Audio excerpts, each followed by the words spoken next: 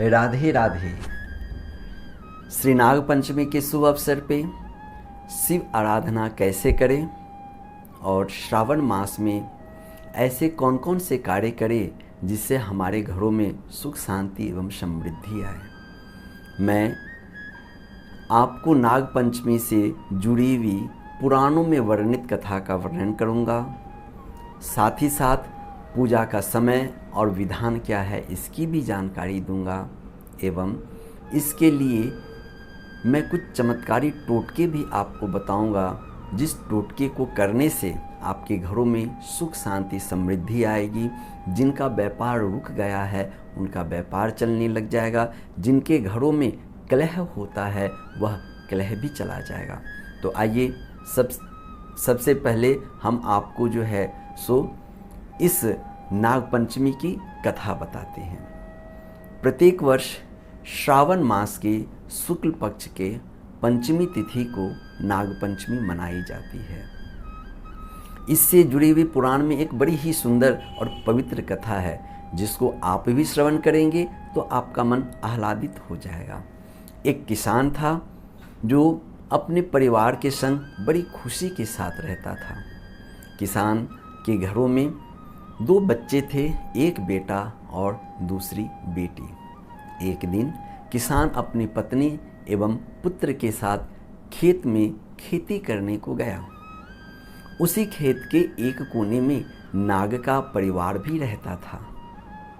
जब किसान अपने हलों से खेत को जोत रहा था तो गलती से उस खेत में रहने वाले नाग परिवार के पुत्र की हत्या हो गई। वह हल में फंस गया और उसके टुकड़े टुकड़े हो गए। जैसे ही नागिन ने अपने पुत्र को छत विचित देखा तो वह क्रोध से भर गई और बदले लेने की भावना से पूर्ण भरकर वह भागते भागते आई और देखी कि खेत में किसान का पुत्र जो है सो वहाँ खेल रहा है। वह किसान के पुत्र को डस ली। नागिन के डसते ही किसान का पुत्र वहीं पे मर गया। यहाँ पे भी नागिन की क्रोध शांत नहीं हुई। नागिन वहाँ से दौड़ते दौड़ते किसान की पत्नी को डस ली और फिर किसान को भी डस लिया। एक एक करके किसान के पुत्र और पत्नी वहीं खेत पे दम तोड़ दिए। पूरा का पूरा किसान का परिवार आज मृत्यु को प्राप्त हो गया, मगर नागिन का क्रोध शांत नहीं हुआ है। वह अपने पुत्र के वियोग में रो रही है। इतने में उस किसान की छोटी पुत्री उसके लिए दोपहर का भोजन लेकर खेत में पहुंची। जब वहां पहुंचती है तो वहां का दृश्य देखकर वो परेशान हो जाती है, रोने लगती है। एक तरफ उसका भाई मरा पड़ा है, उसकी माता मरी पड़ी है और पिता भी मरे हुए हैं, और पास में देखती है कि एक छोटा सांस का बच्चा भी है जिसके टुकड़े टुकड़े हो गए हैं। आज उसके आंसू रुक नहीं रहे हैं। वो क्या करना चाहती? पिताजी पिताजी, माताजी माताजी, अपने भाई को पकड़ पकड़ कर वह बार बार रो रही है। इतने में जब इस बच्चे की रोने की आवाज़ को उस नागिन ने सुना तो वह क्रोध में बदले लेने की भावना से तुरंत बिल से फुफकारते हुए बाहर निकली और उस लड़की पे झपटी।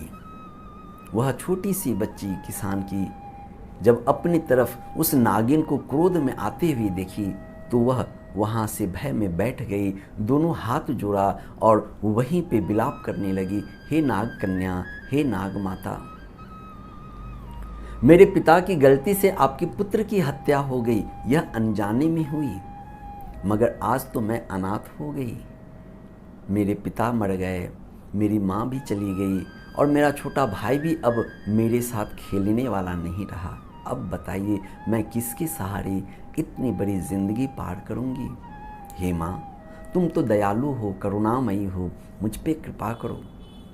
इस छोटी सी बच्ची के इस दर्द को जब उस नाग कन्या ने सुना तो उसके कलेजे में ठंडक पहुंची, उसका क्रोध शांत हुआ और वह कहने लगी, बेटी, ये सत्य है कि अनजाने में ही सही, लेकिन तुम्हारे पिता के द्वारा मेरे पुत्र की हत्या हुई। मैं क्रोध अग्नि में जल रही थी, लेकिन तुम्हारे दर्द को देखकर मुझे बड़ी पीड़ा हो रही है मैं तुझे आशीर्वाद देती हूँ कि तुम्हारे पिता, माता और तुम्हारा भाई सभी जीवित हो जाएं।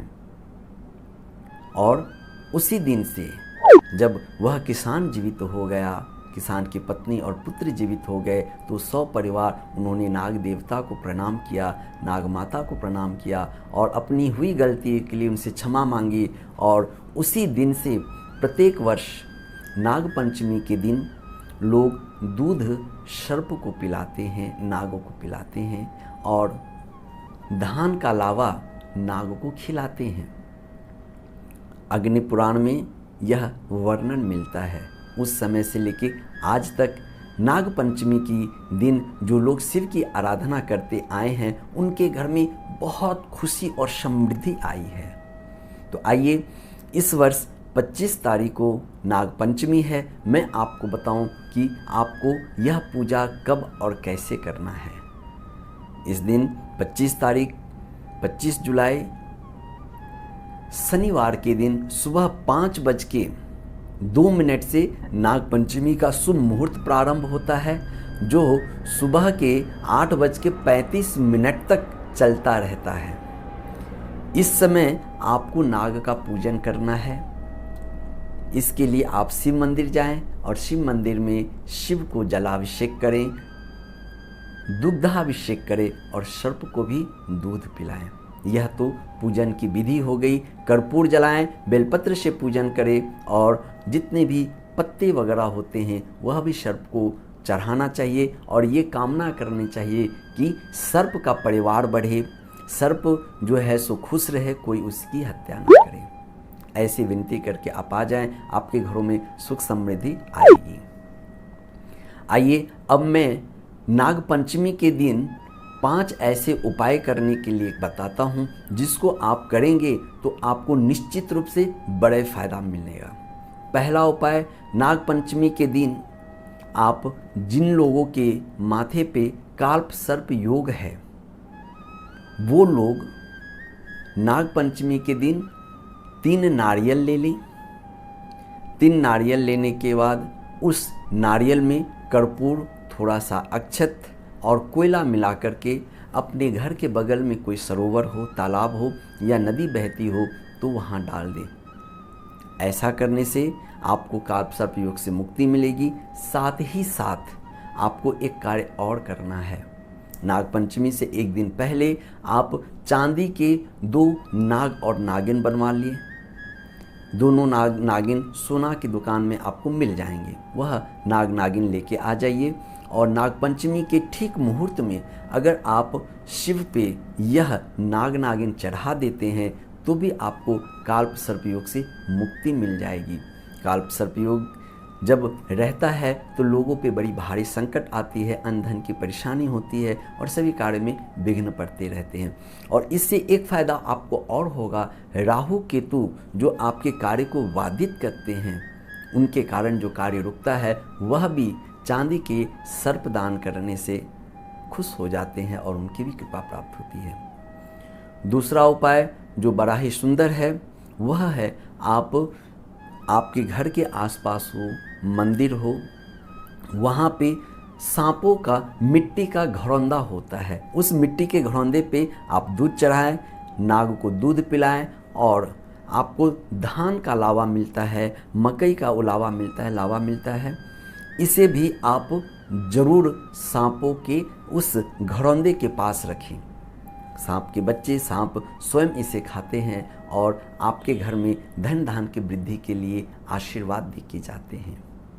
तीसरा, एक और महत्वपूर्ण बात आपको बताऊं जिससे आपके घरों में समृद्धि आएगी, वह है नाग पंचमी के दिन आप नागों को मुक्त करें, बंधन से मुक्त करें। जो भी कोई बंधन है उसे मुक्त करें। जैसे बंदर को कोई बंधन में डाला हुआ है, सर्प को बंधन में डाला हुआ है सपेरा, उसे खरीद कर आप बेच दें, मुक्त कर दे, खरीदे और आज़ाद कर दे। मगर ये दोनों ही चीज़ अब नहीं मिलते हैं तो आप एक काम कर सकते हैं, आप मछली को आज़ाद कर सकते हैं। बाजार जाएं, एक्वेरियम की मछली को खरीदें और उसे सरोवर में, नदी में छोड़ दें। दूसरा उपाय और कर सकते हैं, वह है पंछी को आज़ाद कर सकते हैं। पंछी को भी आप खरीदें और उड़ा दें। आज़ाद कर दी। आप जानते हैं दुनिया में सबसे महंगी चीज़ आज़ादी है। आज़ादी किसी अच्छी नहीं लगती। जो पंछी आज़ाद होगा वह आपको दुआ देगा और आपके घर में धन धान की बहुत बरकत होगी। ये शिवरात्रि के दिन की जाने वाली टोटके हैं। यह नाग पंचमी के दिन किए जाने वाले टोटके हैं। जो लोग शिव की आराधना में, शिव के पूरे परिवार की आराधना करते हैं तो उनके घर में मंगल रहता है। और अंत में मैं एक चीज़ और आपको बताऊं, शिव की नाग पंचमी के दिन नाग के पूरे परिवार के नाम को जरूर लेना चाहिए। ऋषि कश्यप की पत्नी कद्रू से उन्हें 8 संतान प्राप्त हुए और इन 8 का अगर नाम आप स्मरण करते हैं तो आपको बड़ा पुण्य मिलता है और आपके रुके हुए कार्य कंप्लीट होते हैं। पहला नाम अनंत, जिसको आप लोग शेषनाग भी कहते हैं। दूसरा नाम जो है वह वासुकी जी का है। वासुकी जी वही हैं जिन्होंने समुद्र मंथन में मंदराचल पर्वत के साथ देव देवताओं की रक्षा करी थी, देव देवताओं की मदद की थी। तीसरा नाम तक्षक है। यह तक्षक वही नाग है जिन्होंने परीक्षित जी को डसा था। चौथा करकोटक है। पांचवा पद्म है। छठा महापद्म है। सातवां शंख है और 8वां कुलीन है। ये 8 भाई हैं जो कश्मीर के अनंतनाग में इनका राज्य था। इन 8 भाई का नाम अगर आप सुबह सुबह लेते हैं तो कभी भी आपके परिवार में सर्प दोष नहीं लगेगा। आपके परिवार में धन धान की वृद्धि होती है, क्योंकि आप ये जरूर जान लें कि जब नागों की कृपा होती है तो ही हमारे घर में मंगल होता है। धनों की रक्षा का कार्य जो है सो नागों को भगवान ने सौंपा है। तो मुझे उम्मीद है कि आपको इस वीडियो से बहुत सारी जानकारी प्राप्त हुई होगी। अगर आपको और भी कुछ जानना है तो नीचे कमेंट बॉक्स में ज़रूर अपना कमेंट लिखें और हमारे इस चैनल को ज़रूर सब्सक्राइब करें, लोगों तक पहुंचाएं। और अब आगे कौन सी वीडियो जानना चाहते हैं, किस विषय पे आप सुनना चाहते हैं, वह भी हमें ज़रूर बताएं। राधे राधे।